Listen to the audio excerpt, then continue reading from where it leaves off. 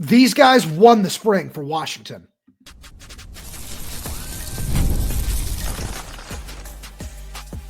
You are Locked On Huskies, your daily podcast on the Washington Huskies, part of the Locked On Podcast Network, your team every day. Welcome back in to another edition of the Locked On Huskies podcast. I'm Roman Tomashoff. That's Lars Hanson. He writes with me over at Huskies Wire. Thank you for making this your first watch or first listen of the day, as we are part of the Locked On Podcast Network, your team every day. Lars, we got a really fun show coming at all the everydayers today, but just a quick reminder, no matter where you're getting this podcast, YouTube, Spotify, Apple News, Games on Music, make sure you click that like button, click that subscribe as well, and that little bell so once we post a new video, you have any questions, comments, concerns, drop them right down below in the comment section. If you're audio only, please leave us a 5-star review. It all helps us out a lot.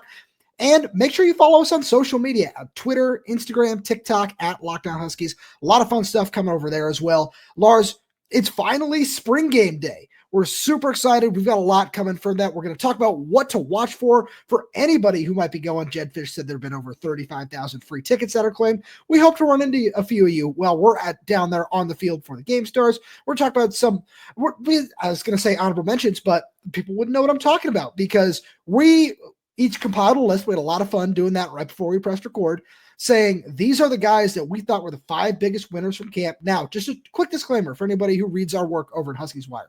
I wrote a written list too. This one's going to look a little different. Wanted to just throw some different names in all the everydayers. So, Lars, we'll start with you. Who do you have at number 5? One guy, I'm going to go. Well, I wrote them down last, but I'm going to start first because he's been the most consistent freshman throughout spring, a guy that without question has solidified himself as a guy who won it if you're a freshman, and that's Chris Lawson. I think he only had, I'm going to conservatively say, under 5 drops the entire spring. I wasn't out there every single practice. We obviously didn't get to see everything, but I wanted to conservatively. He was not a guy that dropped a lot of passes, and for me, it's a guy that showed up every single practice, was making plays every single practice. A guy that when we talk about who's going to play out of those 5, you can honestly pen Chris Lawson in Sharpie, as Seth Davis says in March Madness time. Sharpie, there we go. Chris Lawson's in there because when you're going to play one of them, and Chris Lawson probably going to be that guy in the slot, could possibly play outside, but he's just going to find his way on the field some way, shape, or form as well.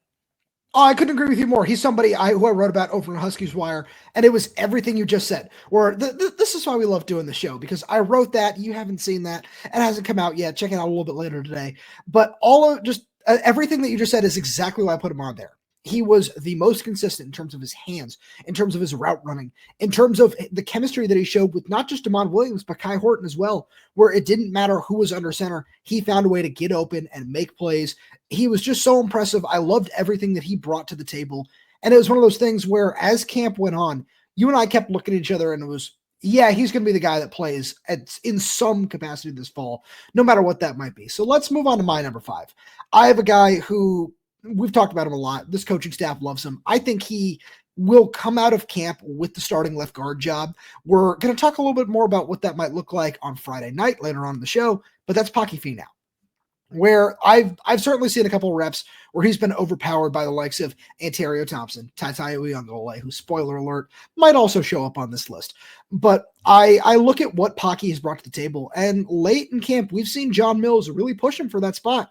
But the more I watch Paki, the more I say everything that you want from an interior guy right now where, you know, maybe he's got a future at one of the tackle spots. You see it. You see the power. You see the agility when he tries to pull and when he does different things with stretch plays and trying to get outside.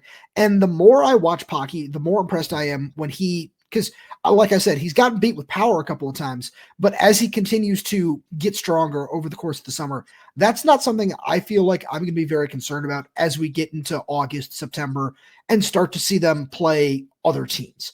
And the more I watch Paki, the more I say it's very clear why this coaching staff was so excited about him from, the second he got on campus last spring.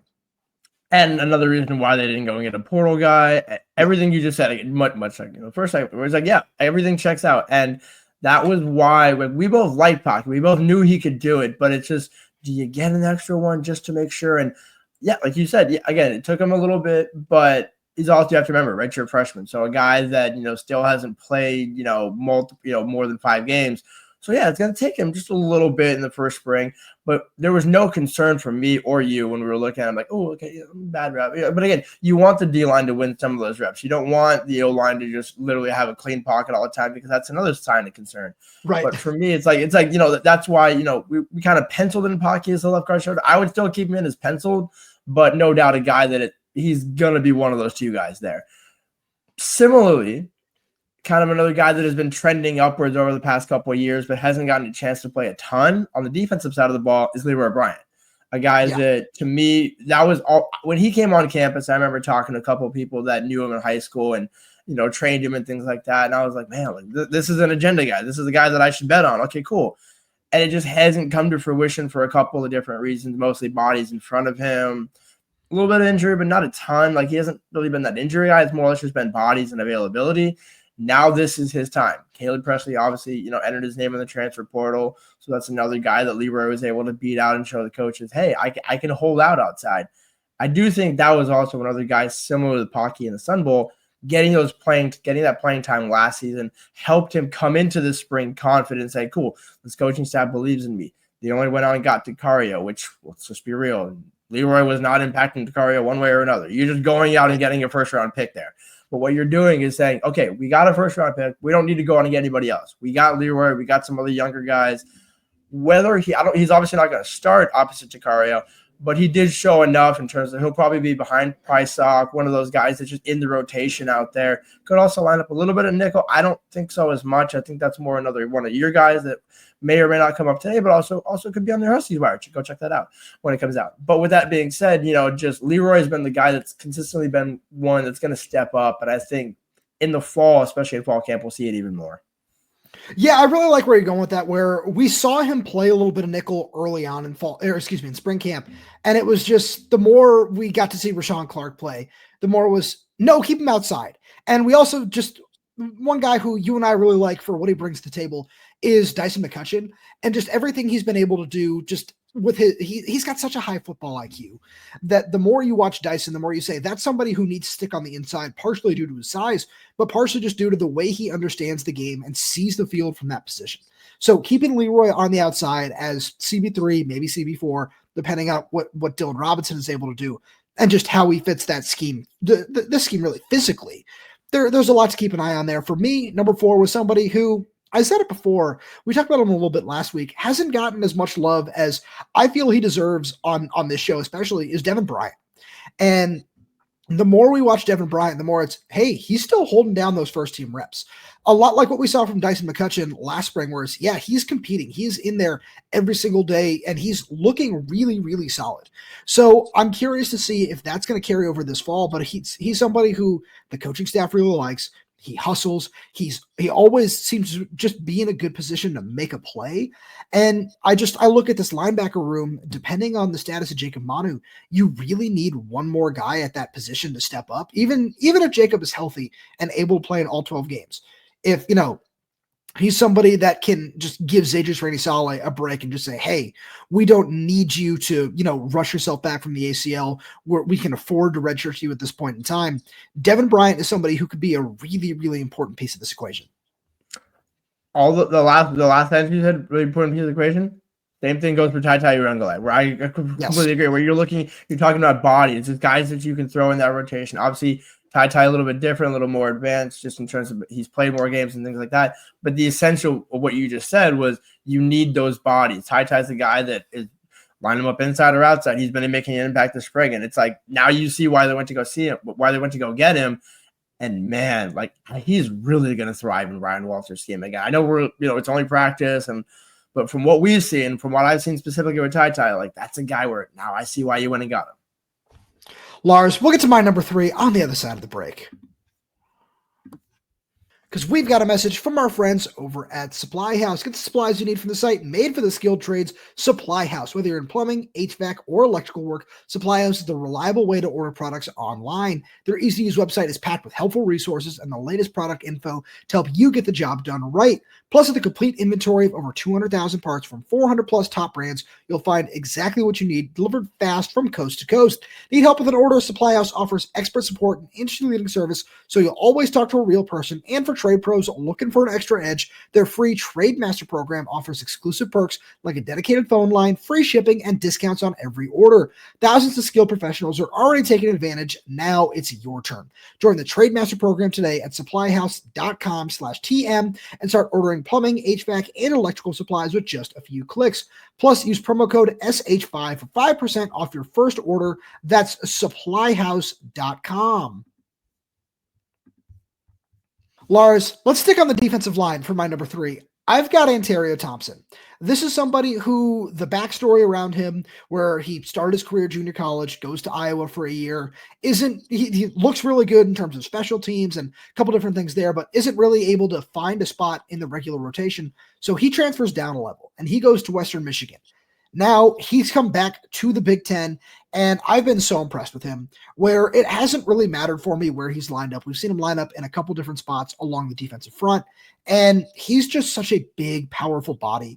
And one of the reasons that you and I have been harping on what Ryan Walters can do with his 5 down front so often is because of a player like Anterio Thompson. You just talked about Tai Tagovailoa and how he can create different matchups for you that you really like on the interior of the defensive line. Anterio Thompson is going to do the same thing because he's big, he's powerful, he's a really nice athlete at the position. And the more I look at, what we didn't see from the defense last year was somebody who could collapse the pocket consistently from the interior. Now, I'm not saying that Anterio Thompson is going to be an all Big Ten level player, but I'm saying he's impressed. And I'm saying he's been exactly what you hope for from the position. And when you combine him with a couple other guys, Tai Tagovailoa being one, Simone Pepa, Logan Sagapolu, there are so many nice bodies at that position to work with that this guy's going to find a way to make a consistent impact, especially if you're able to keep him fresh in a nice deep rotation. And it's honestly a sign of a guy that's motivated, a guy that went, like you mentioned, went down to Western Michigan, went down to a lower level, and now is coming back up. I remember talking to him, before we had that February thing when he was like, I was appreciating my time in Iowa. It kind of was what it was.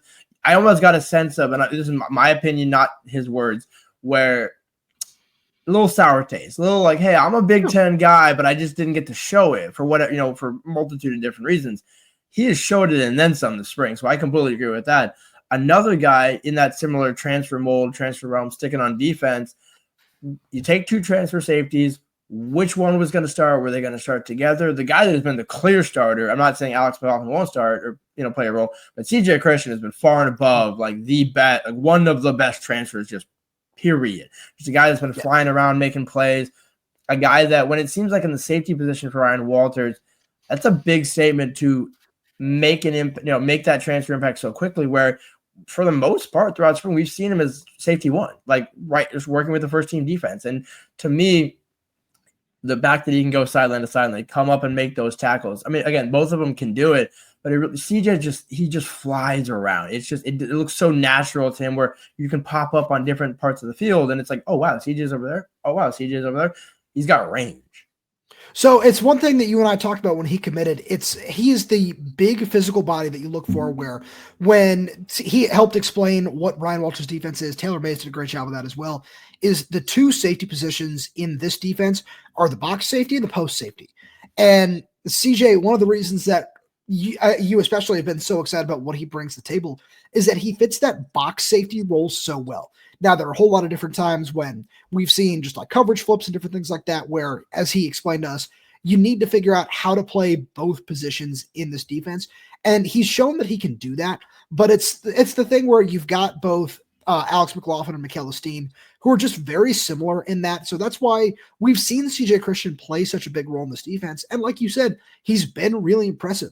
And as we continue to see him this fall, as we talked about what this front might look like. We talked with Buda Alukta about being the only inside linebacker on the field at different points in time, depending on, what personnel the defense and the offense especially decide to trot out there. But seeing CJ Christian walk down to the box and play linebacker is something we've seen a decent amount of this spring. And I'm certain we're going to see more of that this fall. I actually want to stick on the defensive line here for my number 2. I've got somebody who we've talked about, and we've mentioned what he's done, and this is a collection of, not only did he get a shout out from Jedd Fish during his Wednesday press conference, but he's somebody who, as spring has gone on, has ramped up and ramped up and ramped up. And I'm starting to think that if he's healthy, he's going to be a part of this defensive line, and that's Armon Parker. We've just kind of seen the lore grow around him, right? Where it's been a couple of years with him on campus, and he hasn't seen his first action in a Husky uniform just yet, which is unfortunate. And he's struggled with injuries. He's had the knee stuff. He's had a whole bunch of different things come up that have kept him out of literally every single game he's been eligible to participate in. But now we've seen him get healthy and just find a way to become a consistent contributor as part of the first team defense. He's been with the second team defense, and he showed his athleticism where he, like Anterio Thompson and a lot of these other defensive linemen, has lined up in multiple spots. So I look at this and I say, when we talked about Anterio a few minutes ago, you need to find a way to keep all of these guys fresh and keep a just big physical presence rotating in, so you don't have anybody, doesn't matter who it is, taking 40, 45 snaps a game at that position, because you're just going to wear out your defensive line. And we saw how that worked for this defense in the second half of last year. So having somebody like Armon stay healthy and prove, hey, I can certainly live up to that potential, where I know we say this every time we talk about him, but coming out of high school, he was more coveted than Javon, who we've seen what Javon has looked like when he's fully healthy. So I'm not saying he's going to live up to that, because that's unfair to say for somebody who's never taken a snap. But if he can just even get into the realm of that ballpark of being a solid contributor up front, he's just another promising body that Washington has on the interior, which is just so vital in the Big Ten. Yeah, that's been the most fun one to see this spring, because it's a guy like you just hit on, where we haven't seen him at all. And it's been like, I remember talking to his mom. It's like, our mom was the good one. He was the one that everyone wanted. Javon was the +1, and crazy how things have turned out. But the reason why, it's because when he's played, now you can see it, where it's like, man, that's that talent, that top end talent that we've seen, which for me is the exact same thing about Rashid Williams, where a guy that we have seen play a little bit, but a guy that has that top end talent, a guy that is that next guy up, where if you look at the, like Armon would be kind of that next man up in that way, where it's like, okay, you've been here for 3 years. This is the year to put it all together. And Rashid has far and above put it together. I mean, whether it's in the slot or outside, obviously you have Omari Evans and Denzel outside. But again, I'm warming up more and more every day, and this is no slight to Omari, but just to the fact of, if Rashid ends up with more snaps/targets at the end of the season, I won't be surprised. I can see it going both ways. But when you look at just the length of Rashid, the ability to just show up and make those tough catches, that to me might be where because he can play inside and outside, that might be where he separates. No, I like that a lot, where that's just one of the different things about this receiver group that's going to be so just curious to see how it shakes up this fall, where we haven't seen Denzel. We haven't seen Omari play for the entire spring. We saw Rashid get injured, and he hasn't worked out for about a week now, where just seeing how the snaps are going to shape up is going to be really interesting to see who just is able to build that chemistry with Damon Williams and stay on the field. So that's going to be something to monitor. Lars, I don't think there's any surprise in my number one is going to be, it's the guy who has 7 interceptions this spring. It's Rahshawn Clark. He has taken the starting nickel job, which you and I said he was going to be in contention for coming into the spring, and he's just run away with it. And that's no slight to anybody else who has taken snaps to the position, right? Dyson McCutcheon, Leroy Bryant, whoever else it might be. It's just Rahshawn has been that good. And he's been helpful in run support. He's been able to show that he can not just play inside, but play man coverage outside as well. Now you're just taking that skill set and moving into the slot, moving him closer to the ball. So I'm just so intrigued to see what he's going to bring to the table this season. I don't even think it needs to be that long of a discussion, because we've talked so much about him this spring. But I had to shout him out, because I think if you had to choose one player who won the spring, it really was Rahshawn Clark, because even if you want to say Paki Finau or whoever else hasn't truly won the starting job yet, it's very clear that Rahshawn Clark has. Lars, I've got a couple honorable mentions, but I'll pass it off to you first. Who do you have? So honorable mention for me was Kai Horton, a guy that when you look at, it's Damon's show, Damon's house, Damon's the guy, there's no issues there, but you do need to have that serviceable backup, that serviceable veteran, and Kai Horton has been that, where the receivers have benefited, where his deep ball, my word, like that. Again, obviously Damon still decent deep ball, but you just having that second stable, solid veteran, just in case Damon needs to come out for a play. You have that big arm, big veteran quarterback there. That was important to me. Absolutely, I couldn't agree with you more there. Where I remember when he committed to Washington was, oh, this is interesting. I wonder why you're taking a guy who hasn't really started very much at Tulane and bringing him up to a higher level. We got a chance to talk to him earlier this spring. And the more we've watched him, the more it's, okay, yeah, he's a really steady guy where, you've got Shea Kendall and a pair of true freshmen behind him.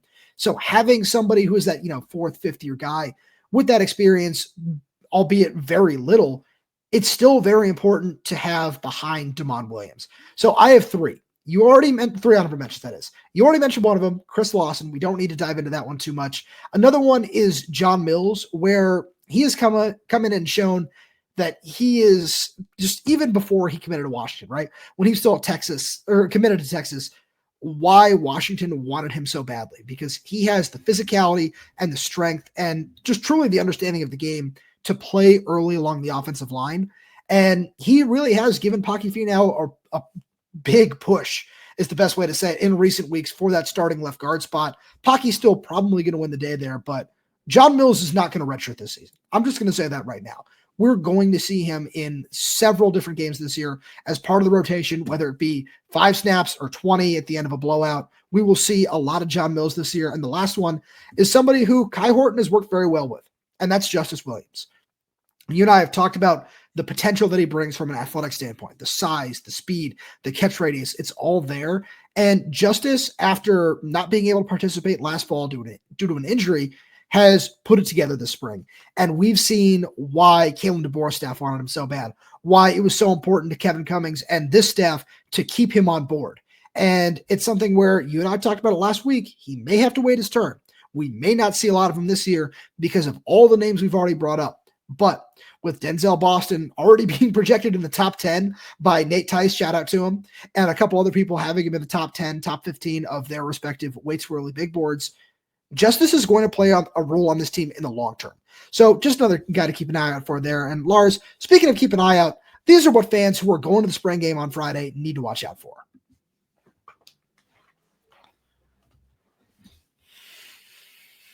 So let's give a quick recap of one of the things that Jedd Fish talked about in terms of how the team was split up, where he said if our starting left tackle is on one team, which will be Carver Willis, so keep an eye out for that, then the second team left guard will be next to him, and then it's the starting center, second team right guard, and starting right tackle.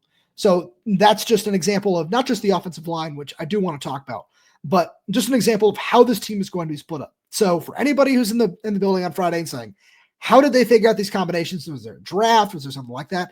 Nope. This is how they did it. And I'm curious to see how that's going to work out because, just to bring it back to the offensive line, whoever those second team guards are, they're going to play this season. This coaching staff has already told us that. So if we see, John Mills and Chantilly walk out alongside Carver Willis and Landon Hatchett, A, that's going to be very telling of where they are in the rotation as of right now. But B, I think it's just going to say, yeah, we're going to see these guys this season. Yeah, and it honestly kind of intrigues me about what do those combinations look like? How does Max McCree fit into that? Do they play Drew at left a little bit? Because Drew's basically been on the right most of the entire spring. Does Jedd get a little creative with some of that? Send a little disguised messaging there because we know Jedd's going to get creative somehow. But I will say I do like how they're dividing it versus. I think wasn't it the Jimmy? Nah, let's not do that. I think it was. I've wiped a lot of that era of Husky football from my memory. And that's why when you mentioned the draft, I was like, for people that say, hey, because remember, worth mentioning, Larry Malloy and Michael Penix, I believe, are the two captains. It's Donald Butler and Michael Penix. Donald Butler. I don't know why I thought Malloy. Anyways, but I know Michael Penix is obviously the other one. And you think about that, it's like, okay, so there's a lot of cool things that are going to be in play here, but on the field, that's the takeaway for me. We're like, how are the safety pairings going to look? Similar with the offensive line. do you have CJ Christian and Alex next to each other? Do you have McKell and Alex next to each other? Do you have Dacario and Ephesians? Do you have Dacario and Leroy? And now, because the other side of the equation is some of the young guys that we might see in the fall that are not here currently because they're still freshmen and have not yet enrolled on campus. Dylan Robinson being the obvious one there. My other thing is, how does a quarterback play work? Where you have 5, you mentioned them, Shaker Kendall, Dash, Tristan Keeney McMillan, Demond. How do all those guys get reps? Because we know what Demond is.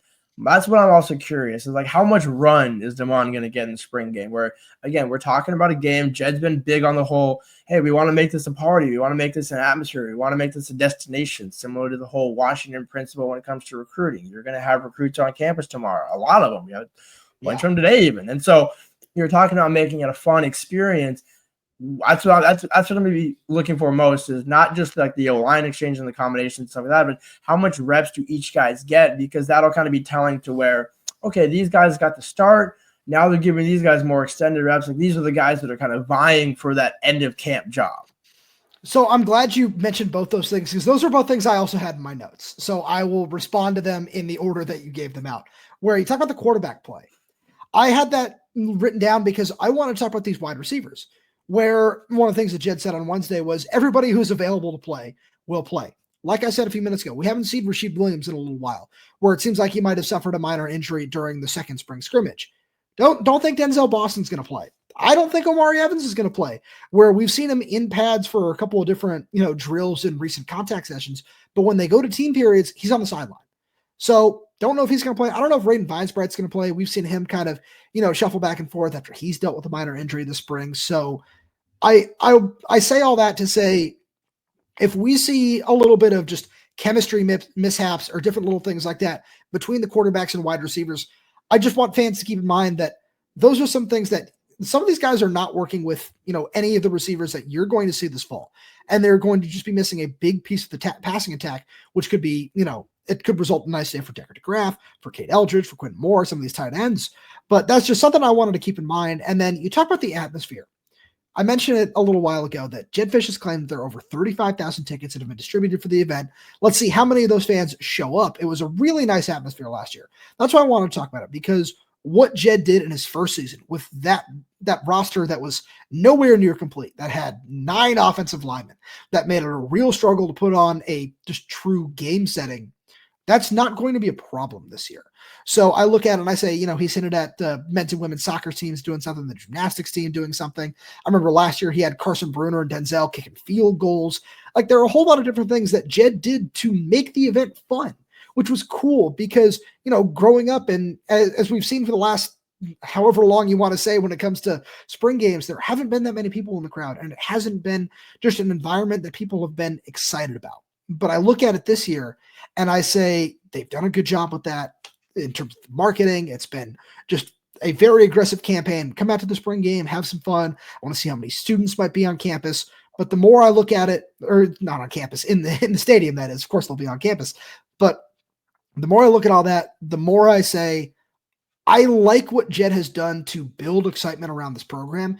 And now that Damon Williams is entrenched as the starter, I'm curious to see how many people are going to just want to come out for that, because keep in mind, Lars, Damon's 2 starts, they came at Eugene and in El Paso, Texas.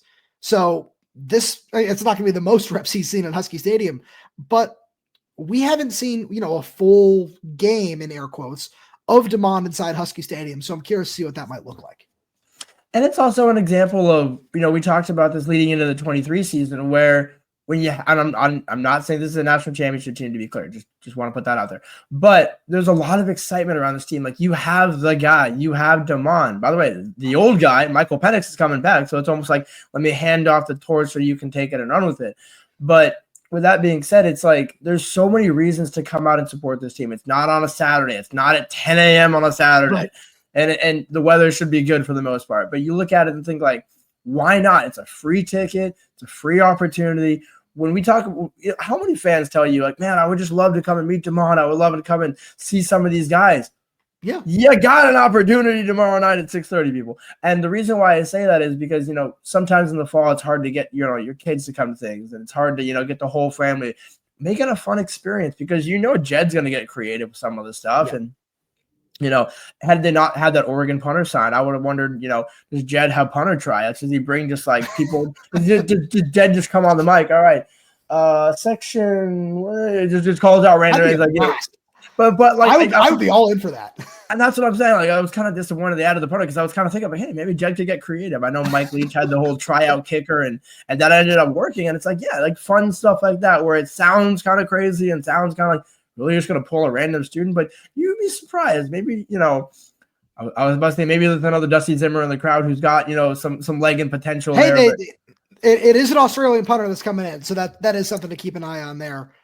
Worth noting there. Yeah, but just either way, when you look at it, it's, there's so many fun things. And what I'm also curious, kind of in that atmosphere, where we saw a lot of changes last season to the Husky Stadium experience, where they kind of did some things in the third quarter.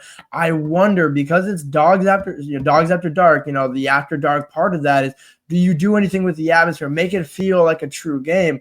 I think Jedd might, because like you just mentioned a little bit ago, there hasn't really been a true spring game. Jedd's the one that's going to die on that hill. So I'm curious, like, if you're going to die on that hill, are you going to make it a fun hill to die on? Or are you just doing it to say, hey, I want to say that I did a spring game, and, maybe you call it at the third quarter because, okay, guys are either getting hurt or, it doesn't look.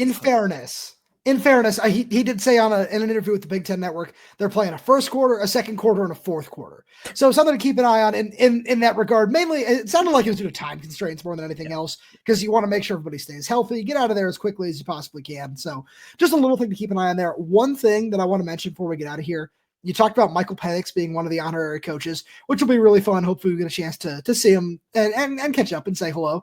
Shout out to Mike. Open invitation to come on the podcast, by the way. But one thing that will be a true just fumbling by Jedd if this does not happen. If Michael Penix is not the honorary coach of DeMond Williams' team, what are we doing here? Just straight up, what are we doing here? So that's something I'm going to be keeping a very, very close eye on, because it's going to be a lot of fun. I'm excited to get out there. And Lars, we're going to have our reactions posted probably on Saturday morning from that game. So what do the Oilers need to do to make sure that they are up to date with all the latest in Husky news? They need to subscribe wherever they get their podcasts. So that's YouTube, Spotify, Apple Music, Amazon Music.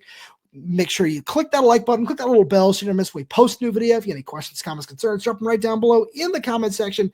And if you're audio only, please give us 5-star reviews. It does help us out a lot. Thank you so much for tuning in, and we'll talk to you after the game.